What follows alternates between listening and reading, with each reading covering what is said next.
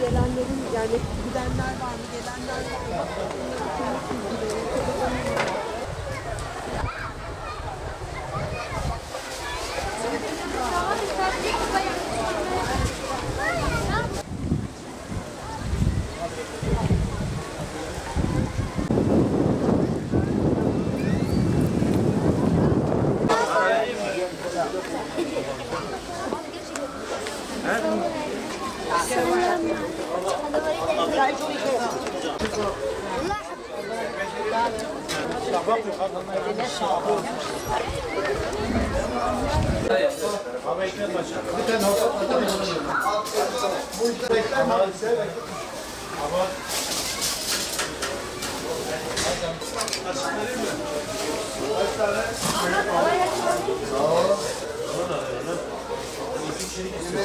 Safa Bey.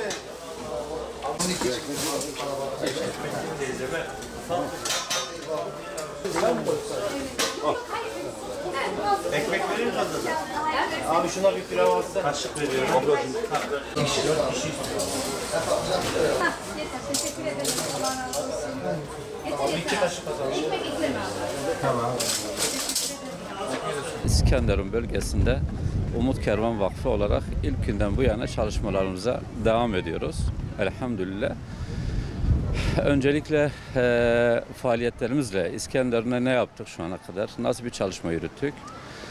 İskenderun'da ilk günden bu yana daha önce de bulunduğumuz ortam hizmet açısından verdiğimiz faaliyet noktasında biraz dar bir ortamdaydı. Bunu ilgili amirlerle istişare ederek daha geniş bir yer, daha hijyenik bir ortamı talepte bulunmuştuk.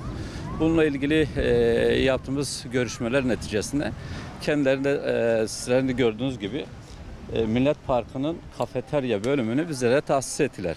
Günlük ortalama olarak 10.000 kişiye burada da yemek veriyoruz. Aynı şekilde Ramazan'da da çalışmalarımıza devam edeceğiz inşallah. Tabi burada farklı olarak önümüzde Ramazan ayı kafeteryanın üst bölgesinde teravih namazıyla ilgili çalışmalarımızı yürüteceğiz inşallah. Bununla ilgili de şu anda ön hazırlıklarımızı yapıyoruz. Aynı şekilde şu an gıda ihtiyaçlarımız vardı. Gıda talebinin sıklıkla sürekli vurguluyoruz. Çünkü temel bir ihtiyaçtır.